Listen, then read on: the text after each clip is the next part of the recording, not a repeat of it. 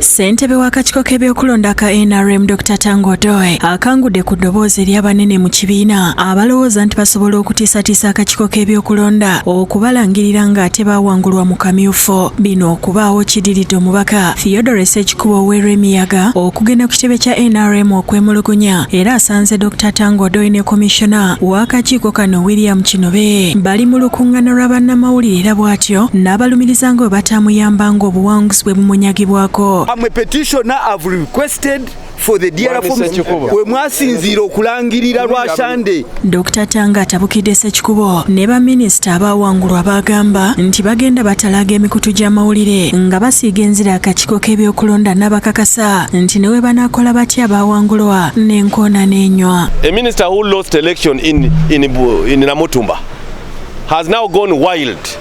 Social media, abusive. They have not sent you out of your home. Even when you lose election, the family has not disowned you. Go back to the family, go back to the church, go back to the mosque, kneel down and pray that God, what happened? So that you go back next time and win.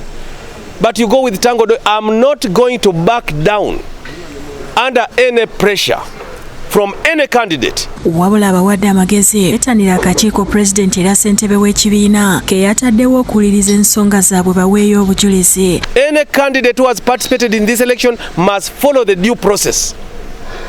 If you lose, go to the tribunal. If your result is for retallying and you have not been declared, we shall retally. Komishona Kinobe akakasiza nti abakulira ebyokulonda 7 be bakwatiddwa nga babalanga okukyusa ebyavudde mu kulonda. Bangi bakwatiddwa nga Lwampala, bakwatiddwa Hoima, wane Mukono, Egoma, ne registra bamukwata n'ebizibiti bya forms yali amaze okukyusa. Abakwate kwe kulina akulira ebyokulonda e Kasanda Henry Lukundo Ngono yalangiridde Haji Abdu Bisaso mu kifo kya Eriya mu Biruwo eyali awangudde. Kigambibwa nti mu Biruwo yawangula banne bwe bali mu lwokaano okuli Simeon Nsubuga, Michael Muhumuza, Godfrey Katumba n'abalala, ekyaviirako bannakibiina abalonzi b'okwekalakasa ku Lwomukaaga nga bwe twakulaga mu mawulire agabuutikidde nga babanja obuwanguzi bw'omuntu waabwe.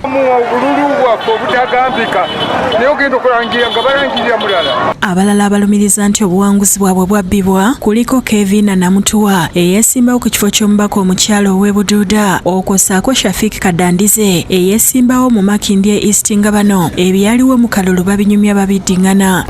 Walabanga batandika okukwata ku register basomayo abantu 5 n'abayaayi ne bayingirawo ne batandika okubalonda ng'ate abayaayi abo vidiyo zaabwe zonna tuziina. Buduuda yakonekisira ddala efe disitulikiti yaffe ye Buduuda era ng'efe kulimirwako bonna kubukukobole. Abaawangula kyokka obuwanguzi bwabwe nga buboosibwaboosibwa nabo olwaleero beeyanjudde mu kakiiko okuwaayo obujulizi obukakasa obuwanguzi bwabwe. Nga nawaabiddwa olunaku lwajjo nafunye petitioni eno gye mulaba okuva wa Honorable Patricia Magala nga ampetitionize mbadde nyina okuleeta defense. Kyokka banna NRM bakubiriziddwa okwetaba mu bungi mu kulonda kw'abassentebe ba disitulikiti ne bammeeya b'amagombolola n'ebibuga olunaku olw'enkya. Bikozesebwa byonna byatuuse dda mu bifo ebigenda okulonderwamu. Banna NRM bonna mu Kampala naddala beteeseteese bulungi nnyo okulondayo Sam Mayambala aje agobe opposition mu kibuga. Naye bannakibuga bagambye nti 85% nga tetunnagenda mu kalulu erinnya lya Sendagiro liri ku top. Robina Nantale yakusakidde eggulire lino ku Bukedde TV.